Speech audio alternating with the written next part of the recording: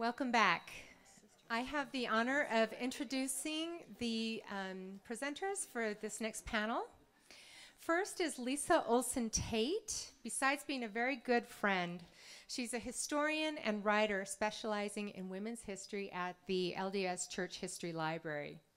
Her research focuses primarily on gender and generational issues in late 19th century and early 20th century Mormondom. Lisa serves as co-chair of the Mormon Women's History Initiative Team, or MWIT, an independent group that promotes research and sharing of Mormon women's history among scholars and in the community at large. Heather Sundahl holds a bachelor's in humanities and MA in English, both from BYU. She has been on the Exponent board since 1996, assistant editor from 2000 to 2009, president from 2014 to 2018. She taught ESL at Boston University and Harvard. She currently works at UVU with the Utah Women and Leadership Project. She has 4 kids, 2 cats, and 1 husband.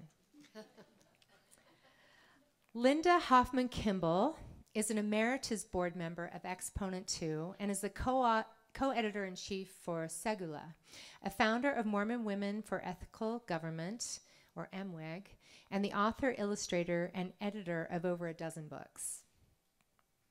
Sherilyn Olson is the co-editor-in-chief for Segula, an adoption advocate, and the author of Searched the World Over for Ellie, an international adoption story.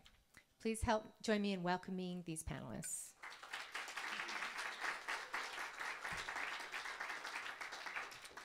Okay. I'm pretty sure that I'm the panel member that people are least interested in hearing from today. So I'm going to make this quick.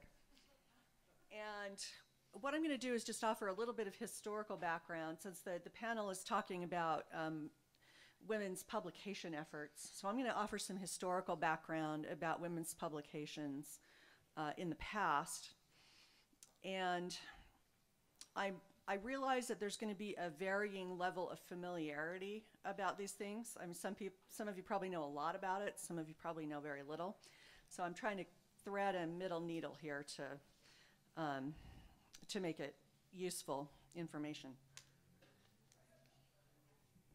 I'm also going to drink a lot of water, so apologies in advance. All right. So some historical landmarks in Latter-day Saint women's publications. Of course, the first and maybe the most well-known is the Woman's Exponent.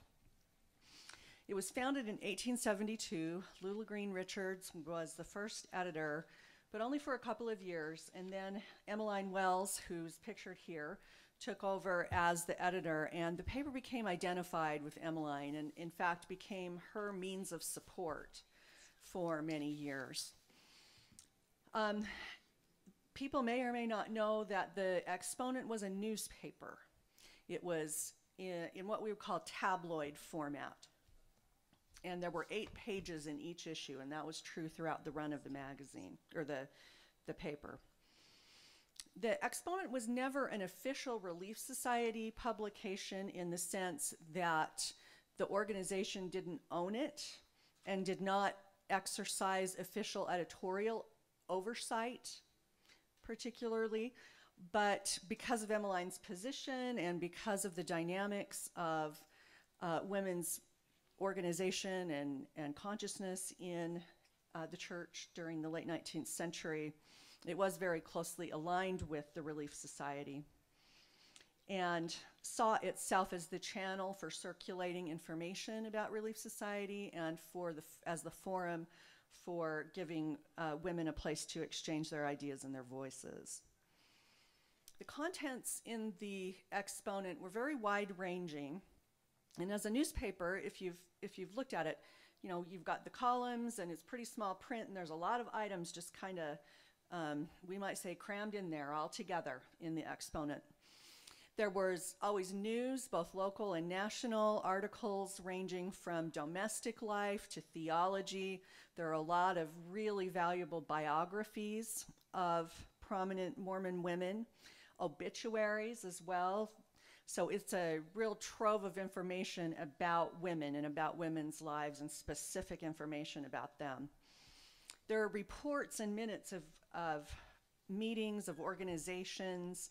This is one of the things I've done a lot within the Exponent, is looking at the reports for, right now we're working on a history of the young women, so looking at the retrenchment and junior retrenchment and young ladies associations minutes in the Exponent. And so it's a valuable record of the local organizations in this kind of central location of the paper.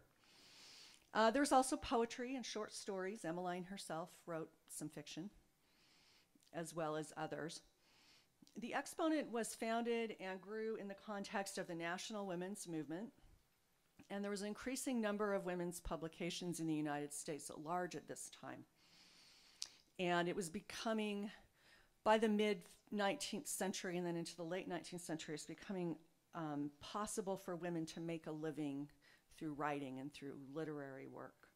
And so we can see the Exponent as part of this larger trend. To my knowledge, the people who contributed to the Exponent were not paid, but Emmeline herself, as I said, did derive income from subscriptions for the paper. So the Exponent then became identified with participation of women of the church in national organizations and national women's movements, and particularly suffrage. The picture of it that I have up there is early, but you know, there's the famous banner about the rights of the women of all mankind that was the banner of the Women's Exponent. It's interesting and important to recognize the back and forth nature of the Exponent. So much of the content was what we would now call reader generated. So Emmeline did exercise a gatekeeping function and provided something of a central voice for the paper, but in any given issue, you're hearing speeches that women gave, you're hearing their poetry, you're getting letters, and so there's a very vibrant exchange of voices in the Exponent. Now the Exponent ran until 1914, and so 1872 to 1914, and I'll talk a little bit more about the end of the Exponent in a minute. Okay, so next, kind of the next entry in the field was the Young Woman's Journal. This may be the one that people are the least familiar with. It was founded in 1889 by Susie Young Gates as the official organ of the Young Ladies Mutual Improvement Association. But it was always an important personal literary project for Susie herself. She had been building a reputation as a literary writer throughout the 1880s, publishing in the LDS periodicals. And when she and her husband were serving a mission in the Sandwich Islands, Hawaii, in the late 1880s, she was looking for a way to concentrate her literary efforts in one direction, she said. And so she wrote a letter to Emmeline saying, I have this great idea. I'm going to come back after their mission, and I'm going to become the assistant editor of the Exponent. And I think we could really improve it, and I've got all these great ideas, and I can invest some money in it. And I don't really have any record that Emmeline responded to that. But when Susie floated that idea to Romania Pratt, to Zina, the feedback she got back was basically, yeah, I don't think Emmeline would appreciate that. But what her letter shows is how she's thinking about trying to have a magazine as opposed to a newspaper, and the improvements that she's suggesting to Emmeline. And in fact, she even says we could turn it into a first-rate woman's magazine. Well, by the late 1880s, you have the rise of the Ladies' Home Journal and the whole genre of women's magazines that become the publishing phenomenon of the late 19th century. And so Susie's looking at those examples as she shapes the Young Woman's Journal. She is very much the central voice of the Young Woman's Journal. Although she used so many different pen names, you might not realize it by looking. But by my count, she wrote up to a third of the content in any given issue herself, and that included fiction. This was the high point of the home literature movement, and Sousa's one of the leading figures in that, trying to write novels about how to be a true Mormon woman and things like that. And then she always writes an editorial and hones her editorial voice. Let's see, there's fiction, there's some poetry. It's always heavier on fiction than poetry, as opposed to the Exponent, which had more poetry. Homemaking, health, hygiene, and physical culture. That's what this second picture here is. This is Maud May Babcock in her gymnasium costume, showing us the latest poses in physical culture exercises in the mid-1890s. This was a topic of a lot of interest to Sousa, the physical body and the self, and how to be physically healthy. Theology, dress and fashion, as well as being from the beginning an institutional, organizational magazine. So we have reports of conferences, officers' meetings. What we see in the Young Women's Journal is the growing importance of the central organization in the YLMIA, as opposed to how it started out as just kind of a federation of local associations. And so Elmina Taylor and then the board of the general, of the Young Women, always exercises some oversight on the Young Women's Journal. So it's a personal project for Sousa, but it's also an organizational organ. And those two kind of exist in tandem. But over the course of the 1890s, under Sousa's editorship, the magazine really struggles for existence. And I outlined all this in an article that no one's read in the Journal of Mormon History, but like a lot of other people in this time, there was kind of this idea that, oh, let's start a magazine and we'll make lots of money. And that almost never happened. And so I think Sousa had that idea as well, as, you know, this would be a source of income for her. And rather than that, the journal just barely hung on and almost bit the dust several times. And then the thing that finally transformed that and made it viable was when they doubled down on the organizational aspect of it and started publishing the lessons for the YLMIA in the magazine. So now it becomes part of the program, something everyone has to have, and that ensured the viability of it. But that's also at the point Sousa steps down as editor. The board takes more oversight over the magazine, and it becomes more of an institutional magazine after that point. That said, there's all kinds of great cultural stuff in the Young Women's Journal. And finally, it runs until 1929. It's just celebrated its 40th anniversary. It's thriving. It's doing really well. And then through a long story we don't have time to tell right now, the general boards of the young men and the young women decide to merge their magazine. And of course what happens is that the Improvement Era and the Young Women's Journal get married, and the bride subsumes her identity into the husband.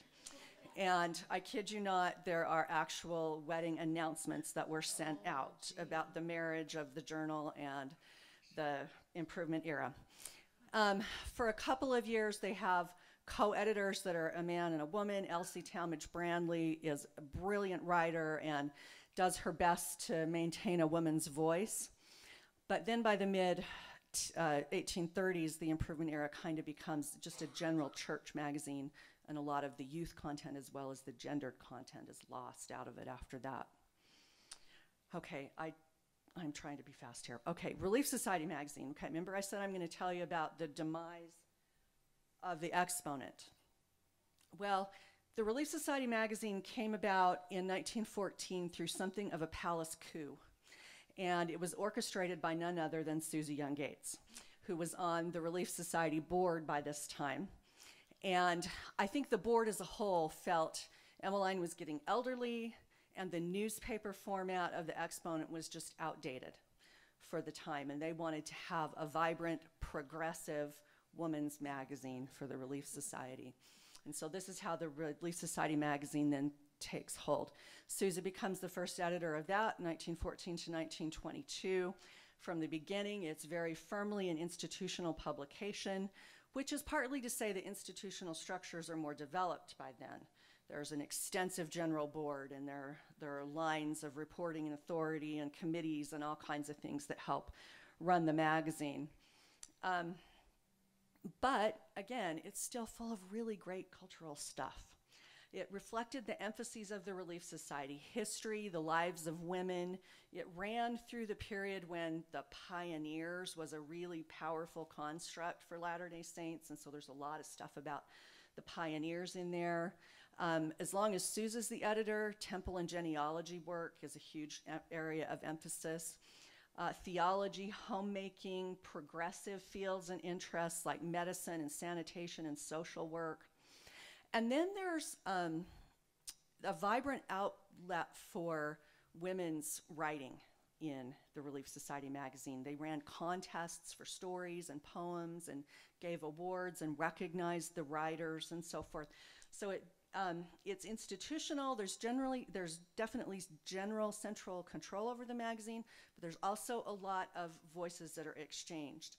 And another place where that happens in the Relief Society magazine is in the long-running features called Notes from the Field. So there's notes to the field where the general leaders tell the organizations some things. And then there's notes from the field where those organizations report back on what they're doing and how they're implementing the programs of the Relief Society. And then it was the longest running women's magazine. It ran until 1970 when it's replaced by the Ensign. Okay, I'm going to stop. I'll just say, first of all, I admit that I'm ignoring the friend because just like everything else to do with primary, it's way understudied. Women also published in the other periodicals, the Contributor, the Improvement Era, the Juvenile Instructor, and we should know that those were major outlets for women's literary talent and expression. And then the last thing I wanted to make sure people know is that these sources are available digitally. So the Woman's Exponent and the Young Woman's Journal were both digitized by the BYU Harold B. Lee Library about 10, 12 years ago and can be accessed through their library website. The other LDS periodicals are available on archive.org. They've been digitized by the Church History Library team. And so you don't have to take my word for it. You can go and enjoy digging into these great sources yourself.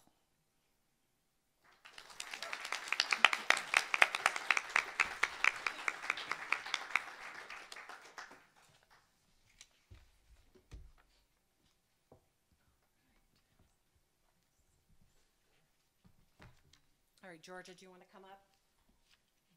I didn't know I'd have access to computer, so I had this printed out. This is, that. This is on this side you have the Board of Exponent in 1974, and I love the maxi skirts and just the detail on this stuff is just so awesome. And then this is the 40-year anniversary in 2014. So that's the board 40 years later. And we decided that we had to do it at the same place at the statue of John Harvard. That's not really John Harvard, but people call it that. And we, had to climb up. I was the brave one who's like, I am going on his lap. So that's why I'm up there. And then campus security showed up, and that was, kind of fun too. Made us feel like it was the 70s again. So, all right. And so I'll show that later. Okay. So I have a little org chart on the back if I can get to it. So what I want to share with you is I'm going to start out by giving you a little bit of my perspective of Exponent. I'm someone who sort of came in midstream. I moved to Boston in 1996, pregnant with my first child, and the women of Exponent, I didn't know they were Exponent women, but the women of Exponent were the ones who really nurtured me and sought me out. Linda Kimball and Judy Dushku were in my ward, and they were just the perfect examples of what we now call ministry. So, and that's how I came on. And so when it was the 40th anniversary, we did this really wonderful sort of retrospective issue, and I'll be quoting from some things in here. And I got to write the letter to the editorial letter. So I'm going to share parts of that with you. Whenever people talk about Exponent 2's origin story, the word discover is always used.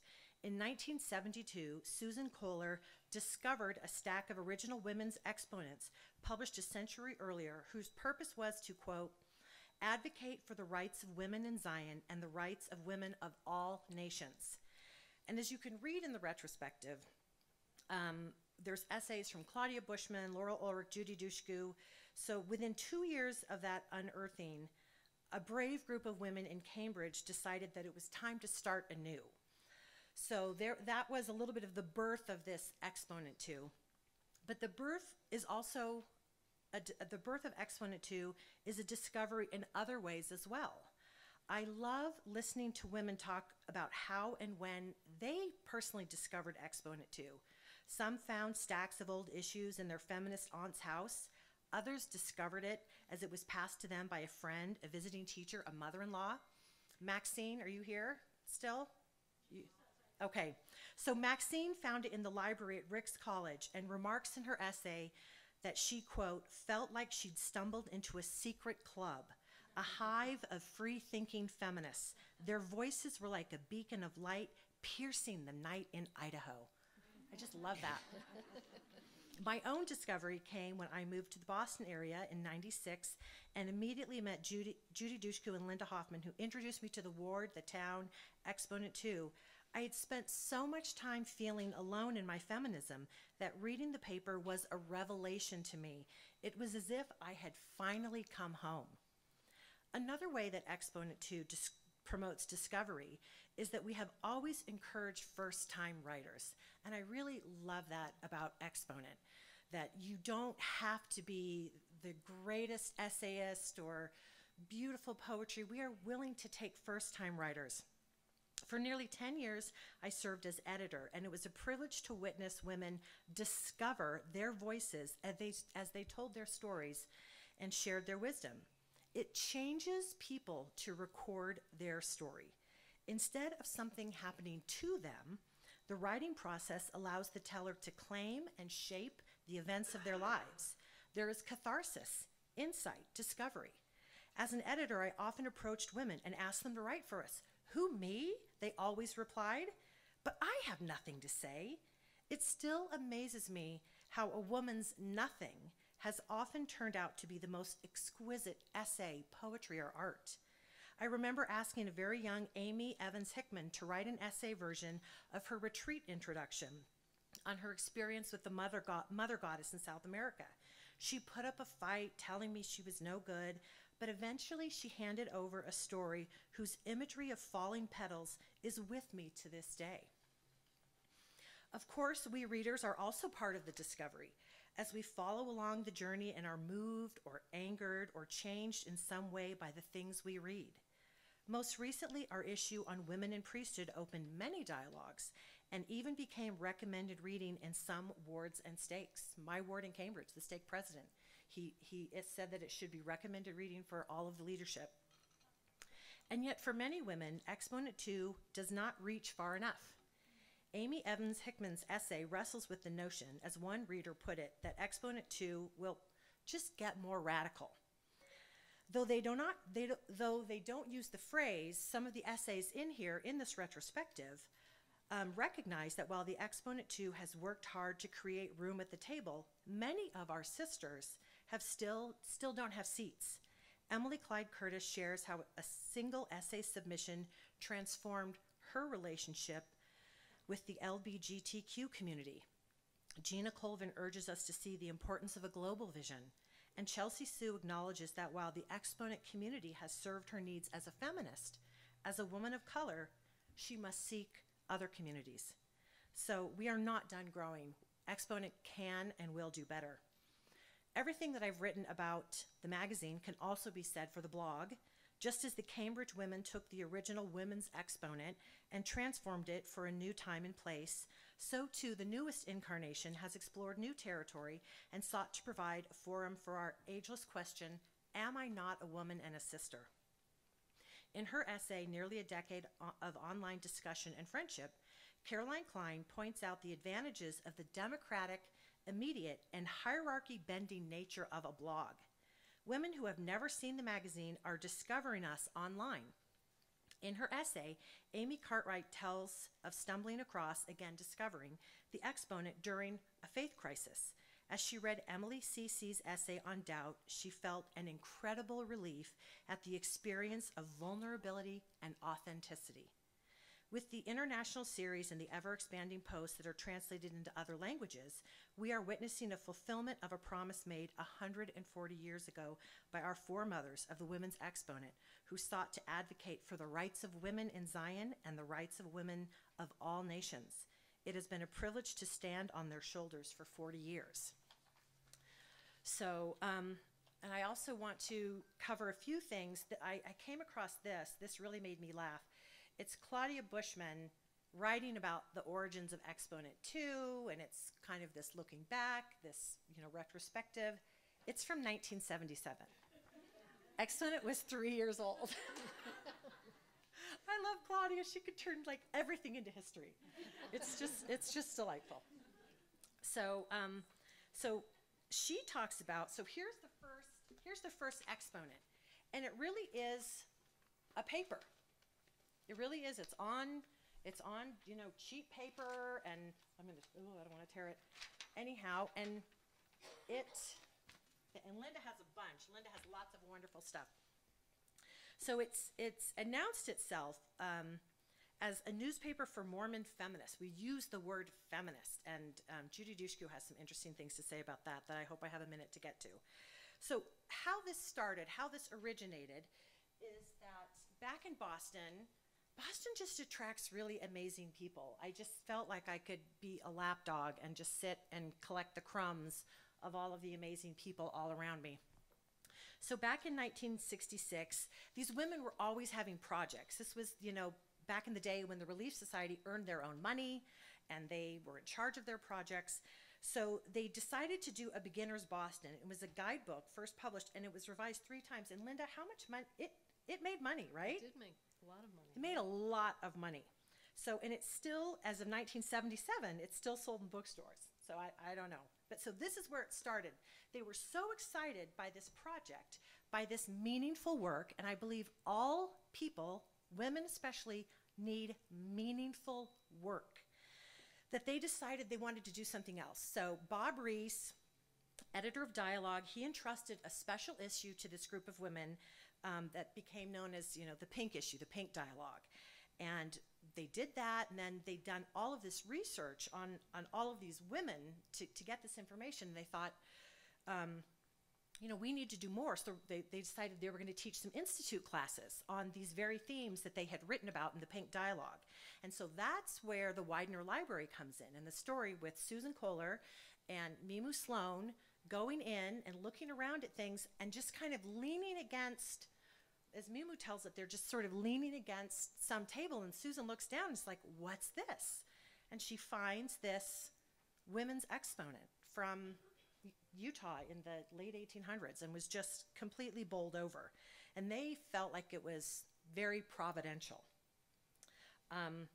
So after they taught these classes, if you've worked with a group of women, you know that there comes this high when you really start exploring ideas and sort of pushing past, I don't want to say the drudgery, but the quotidien. What's a nice word for sometimes how hard it can be to just be a woman and a mom and a wife in the church.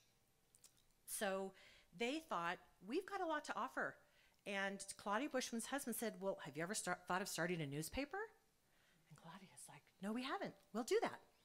So they got together, and they did it poised on the dual platforms of Mormonism and feminism, with its purpose to strengthen the Church of Jesus Christ of Latter-day Saints and to encourage and develop the talents of Mormon women. So the production was amazing. What they did. I'm going to just read a little bit of what Laurel talks about the production. She says, in the 4th issue, Claudia explained what it took to produce the paper. Those who participated will have vivid memories of late-night paste-ups sessions at Carol Sheldon's house in Arlington. At the time, an electric typewriter and sticky letters peeled from a translucent sheet were state-of-the-art equipment for do-it-yourself publishing. Using punch cards and the expertise of Carol's husband, it was possible to generate computerized address labels, but they had to be peeled off a sheet and stuck to the papers, which were then sorted in batches and carried to the local post office, where cranky clerks complained. After describing the chaos, a layout, and the nightmare of mailing, a job that had produced 2 resignations in less than 2 issues, Claudia acknowledged that the staff had begun to get the hang of it, concluding cheerfully, Claudia's always cheerful. All of the above is prelude to saying that at the end of 4 issues, the staff of Exponent 2 is exhilarated rather than crushed by our labors and look forward to many more issues in the future. I mean, the labor it took to physically create these papers was just amazing. So the first year they were accused of blandness, and they sort of admit that it was kind of bland. Claudia will assert that the Exponent 2, that it never directly criticized the church, but I think that it was seen as threatening. So something that Claudia mentions that Amy also mentions is that she says, the harder such women fight, the tighter their ranks close against them. And so exponent is often used to sort of expand the definition of what faithful is. And I really love that, because one of the power of telling your own story is that no one else gets to tell you that you're faithful or not faithful, or that you're active or not active. That is, you get to own that. So this is from Amy Hickman. She says, throughout its history, Exponent has sought to expand the definition of a faithful Mormon woman, not by challenging people's faith, but by validating women's lives which both adhere to and diverge from idealized cultural narratives of Mormon womanhood. By exploring the way Mormon women grapple with their faith when life doesn't fit prescribed expectations, or when the church fails to live up to its own standards, Exponent 2 writers have been able to shift from viewing alternative life paths or church failings as merely liabilities in their spiritual journey to embracing those experiences in order to better understand the full picture of Mormon womanhood. Rather than seeing detours and disappointments as events that women must simply use their faith to overcome, Exponent 2 has always endeavored to be a forum where diverse life experiences and perspectives could be honestly shared, mourned, and celebrated.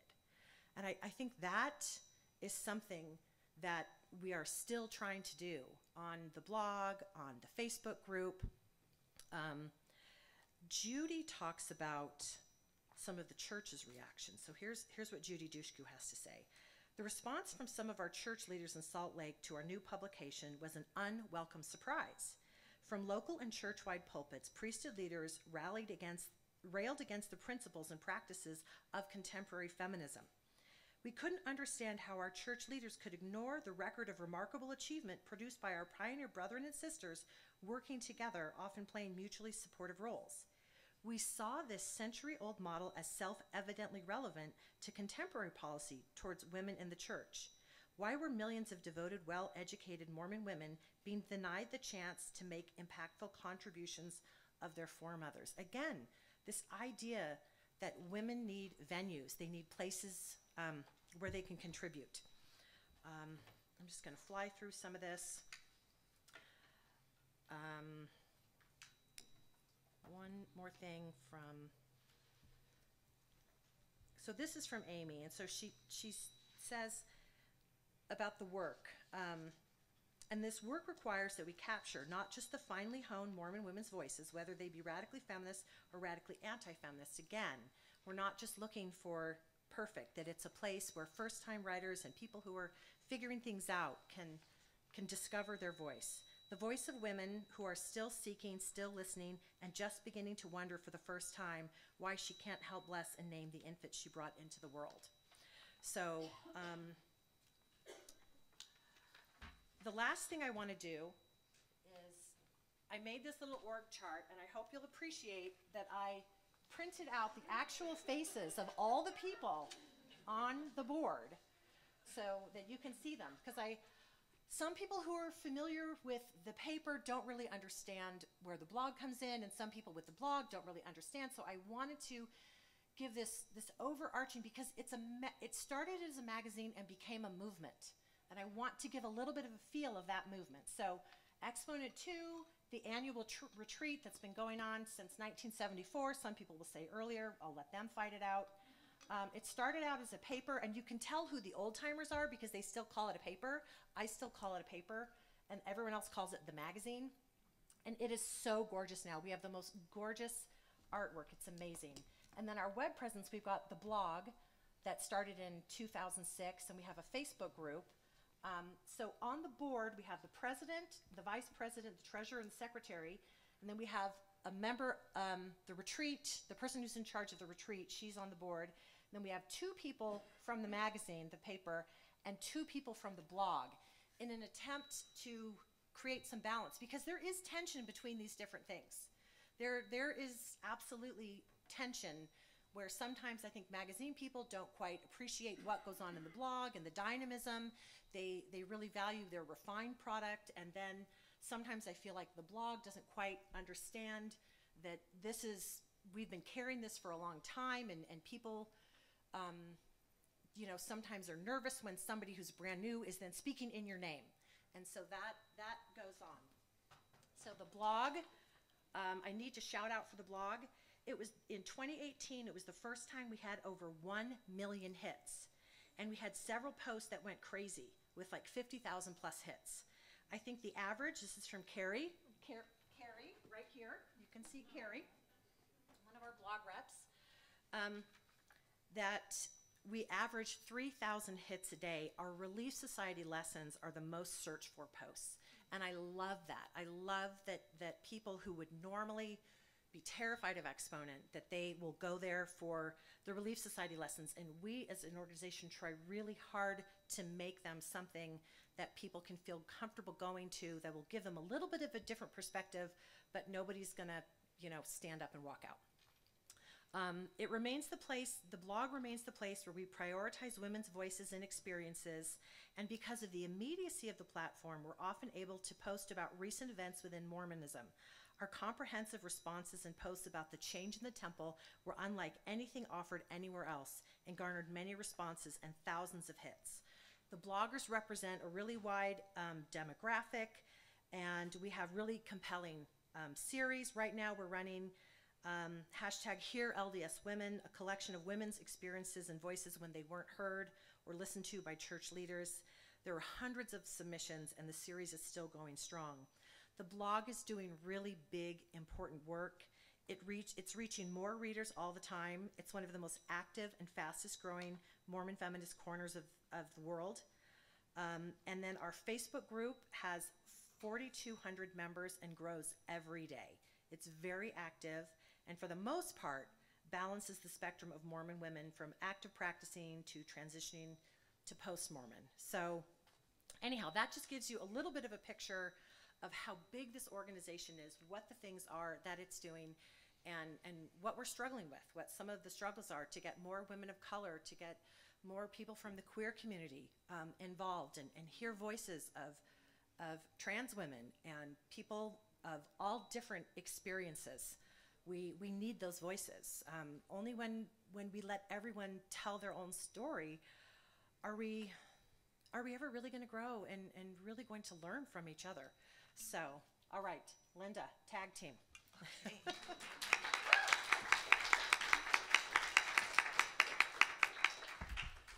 I brought visual aids too. Oops.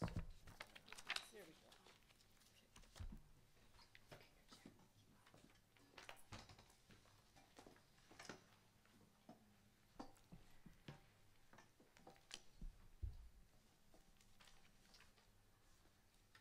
Hi. First of all, I want to show you. This is a copy of the book that Barbara spoke about today.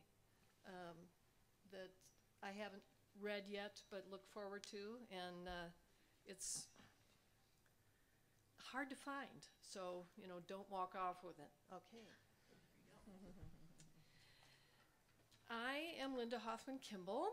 I grew up outside of Chicago as a devout Protestant Christian. My best friend in high school was a recent move in to Illinois from Utah, and she was a Mormon. Because I was very involved in my church youth program and was the president of the youth group, she and I talked a lot about spiritual matters and found we had a lot in common. And I started taking missionary lessons at her home, and the question that really engaged me, the first one from the elder, was, are you interested in knowing more about Jesus Christ? And that was absolutely the right question to ask me, because that's where my heart has always been.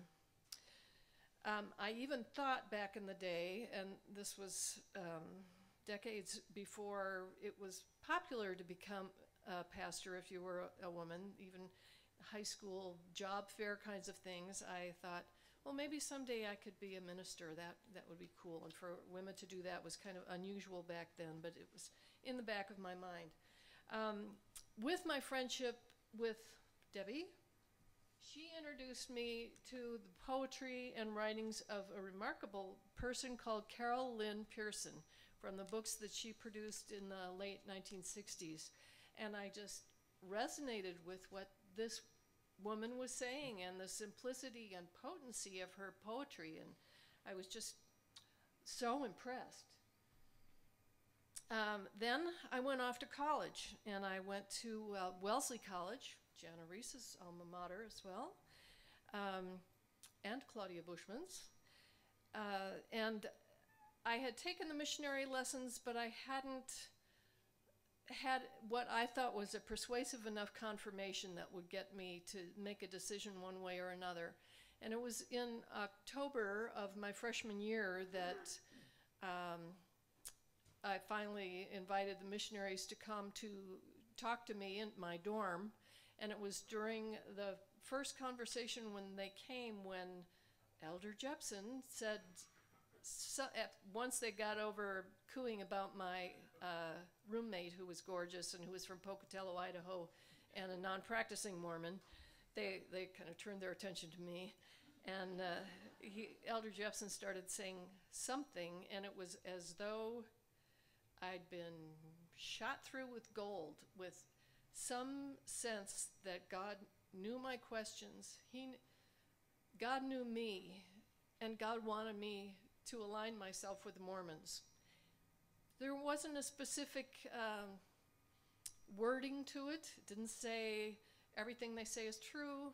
They just, the sense, practically palpable, was that this is the direction God wants me to go. Every now and then now, after the decades it's been since then, I keep checking in. Are you sure? And God says, you're good, stay here. So, and doesn't clarify anything more than just, you're good, okay. So when I went to Wellesley College, I discovered that church met in Cambridge, Mass, and that was I didn't really know, except for my brief encounters with the Illinois suburban church I attended with my friend. I didn't really have any expectations for what Mormon church experience would be like. I spent most of the time with missionaries, but I learned about new things like Relief Society and Institute. And I recognized that there was a dynamic and committed group of women who were doing cool things. Heather mentioned Beginners Boston. Laurel Thatcher Ulrich was, I think, Relief Society president then, and used that as a money-making tool to help the budget. There was an institute class to learn about the early Latter-day Saint foremothers with the splendid discovery of the original exponents. And those women who were in the institute class put together some of their essays and produced this book, Mormon Sisters. Let's see. I think it was 1976 that this book came out, so it was already after the Exponent had begun. And this, I had in my mind that all Mormon women were these dynamic go-getters who did interesting things and who spoke out from their heart and loved everyone and knew that they were equal, valuable, and respected. That's just, why not? I mean, doesn't that seem like truth to you? To me, it did. And then, of course, there was the foundation of Exponent, which I participated early on as a young person among these women I'd kind of idolized by producing illustrations on the spot. When we had the paste up, there would be, okay, Linda, we need a horizontal image that's 3.5 inches wide and 2 inches high. And so I'd sketch something and they'd stick it up. And then that continued through the earlier years. I did bring copies of some of the early exponents. These are Carol, there was Carol Person, who was a different illustrator, and she's responsible for most of these early issues. And then in my secret stash, I found some that I did covers for. So here's one, the fall issue, Statue of Liberty, anyway. So I was very involved with the influence of these women and with the exhilarating gospel focus of my work with Exponent. And because Exponent was, as it said in its initial coming to the world, it said it was poised on the twin principles of feminism and Mormonism, like Heather mentioned. And I thought, well, of course, it's just, there's no contradiction there in my mind. Everybody should be a feminist, whether you're a man or woman. We are equal, we are loved, we are important, we have a voice. In fact, I overheard once Judy Dushku speaking in an institute class, sharing the story of some colleagues, speaking with colleagues at Suffolk University where she taught, and they were giving her a hard time. How can you be a Mormon if you're a feminist? Or how can you be a feminist if you're a Mormon? And Judy replied, of course I'm a feminist. It's because I'm a Mormon. And that just seemed to me obvious. That's just, it. Of course. Another woman who was in this entourage of celebrities in my mind was Claudia Bushman, who we've talked about a little, who was a constant go-getter. Her philosophy seems to have always been, if you have a good idea, do something with it. Make it a project. And hence we get the Exponent 2 and Mormon Sisters. She was the editor for that. And that was also very simpatico with my beliefs. And there were other women, although at the time I was in Cambridge, Mary Bradford wasn't there, but she is another woman I think of highly and revere. And currently now I want to give a shout out to Artist Partial, who's doing terrific work on the women of the Restoration. And I don't just mean the early days. So hats off to Artist, and may she live long and prosper. So because of the expansive view God has of women and their potential, of course every member of the church, men and women, should be, among other things, feminists. I know that word is charged for a lot of people, and I am sometimes caught up. My husband says, I speak Mormon fluently, but not natively. And I'm going to keep my accent, because that keeps me sane. But it does mean that because my vector into Mormonhood was kind of unusual, apparently, I still bring who I have always been to this place. And I celebrate all the good ways that being here allows me to do that. One of my current involvements is as the co-editor of Segula, or pretty much any way you want to pronounce it. It's a online literary and fine arts blog. It was, and Sherilyn will tell a little more about, and Sherilyn is my co-editor-in-chief, so we're partners in, I was going to say crime, but it's more fine artsy than that. Segula has more of a focus on creating fine art and writing. And we have a blog. We have an online journal that comes out quarterly. We also have, thanks to the chutzpah of Melanie Cannon, who has the most mellifluous voice I've ever heard, we have a podcast where authors and writers and poets are interviewed, and that's spectacular, a wonderful feature of segula.org. We have an annual contest where we invite writers and poets and artists to submit, and I have here some samples of some of the submissions this year, which is, to me, as having a degree and an undergrad and graduate degree in art, this is a wonderful fit for me.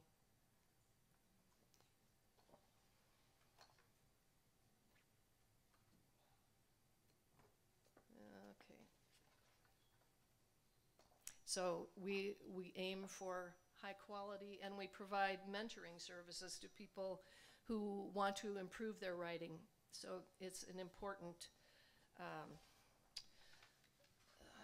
contribution, I think, to Mormon arts and letters. And here is a little bit about what I think of as the heart of Segula. Being part of Segula comes with deep trust. We trust that our bloggers, poets, writers, artists of every stripe will bring their talents, faith, and initiative to their work at Segula. We share a commitment to the mojo that is Segula. And what is that mojo? I think of it as promoting and publishing good creative work that expresses the real and diverse lives of LDS women in a faithful way with inclusive perspectives. I think of it as probing and faithful. We model a companionable tent that welcomes LDS women who have a wide variety of opinions and manners of expression. Previous official and posted mission statements remain articulate and intact, reflecting the faithfulness of the gospel of Jesus Christ. While not an official publication of the Church of Jesus Christ of Latter-day Saints, Segula upholds its established leadership, doctrines, and standards. If that sounds familiar to you, you might recall that Charlie Glenn, who was one of the early members of Segula, invited that kind of language when we, and I'm a co-founder, first established Mormon Women for Ethical Government. Segula signifies the Hebrew, Segula, or however you say it, is a Hebrew word that means a precious treasure. It signifies a cherished personal possession that is set apart to describe God's covenant people, one we use here in remembrance of the blessings and responsibilities we receive in relationship with God. Our blog features a wide variety of writings, perspectives, and ideas within a framework of shared beliefs and values that explores life's richness and complexity while reflecting faithfulness to the gospel of Jesus Christ. We believe that Segula emphasizes light and goodness in all its forms, even when it is voiced as a desperate longing for further light and knowledge. We explore in our words, art, and lives what it means to be faithful, to make covenants, to remember our blessings and responsibilities. Our mission is rich and complex. We are faithful and probing, big tent and accepting, but with no tolerance for vitriol, broad stroke condemnations of anyone or any group, including the institutions of anyone's church or its leaders, including our own. And I am grateful to have the influence of so many fabulous women in my past, in my present, and in the future, and I'm excited to be with you here today. Thank you.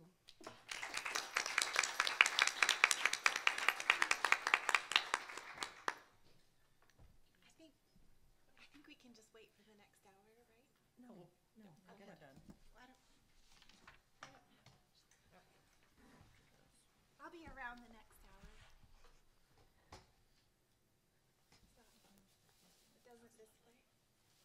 looking for? Did it switch? Oh, there you go. No, I don't know. Anyway, it's not coming up, but that's okay. Do we need to transition into the next hour? I hate to take up any more time if we've got one more hour, right? Reclaim your time. Go ahead. I don't. Okay, I'm Sherilyn. Happy to be here, and I'll just tag team with Linda, say a little bit more about Segala and what we're doing there, and maybe talk to you about what's happening and what we're looking forward to. Our strengths definitely lie in the quality of our literary arts and our visual arts. It's more artistic than maybe some of the other blogs and journals for LDS women. Our weakness, and we've heard this from Exponent 2 as well, is our lack of diversity. It's something that's been a concern to those of us who are on staff for quite a few years now, and one that it's a focus that I would really like to see change. I'm encouraged because our contest, which we're just now wrapping up, in fact, you just saw the images that no one else has seen yet. These are our contest winners for the visual arts that Linda showed you. We are so happy with the ethnic diversity that we saw in our entries, both the written and in the visual arts. In fact, the majority of our visual arts winners are the subjects are either women of color or the artists are women of color, or both.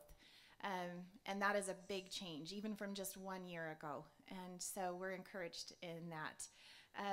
We are smaller than Exponent 2 as far as views, but in a time when blogs are not trending anymore, we still are getting at least 600 to 700 views a day with our blogs. We do typically have a new blog post up at least 5 times a week, and by different authors. We have about 50 women on staff and 30 who are actively writing and engaged in the work at Segala. We've had a post go viral recently too, and it was about getting along with your teenager. It was about 1.5 years ago, and that went viral. And it seems that titles have a lot to do with the number of hits.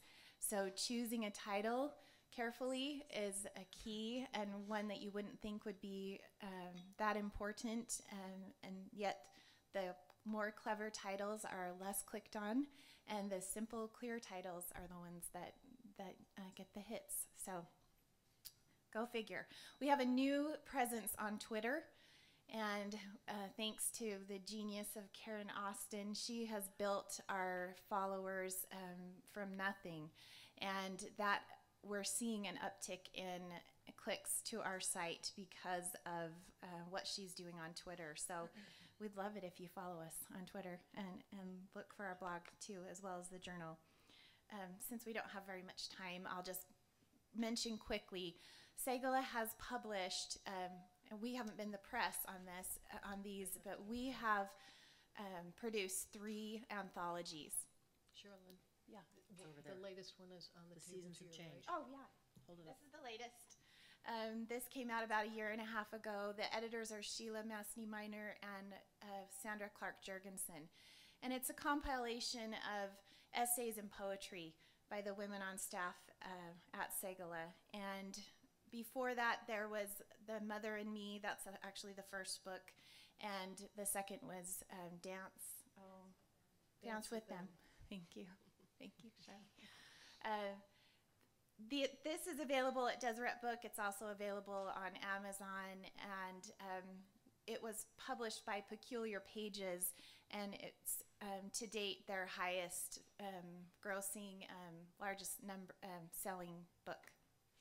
So we're proud of this one. If you haven't checked it out, this is worth your time. I'm not going to take any more time, but thank you so much.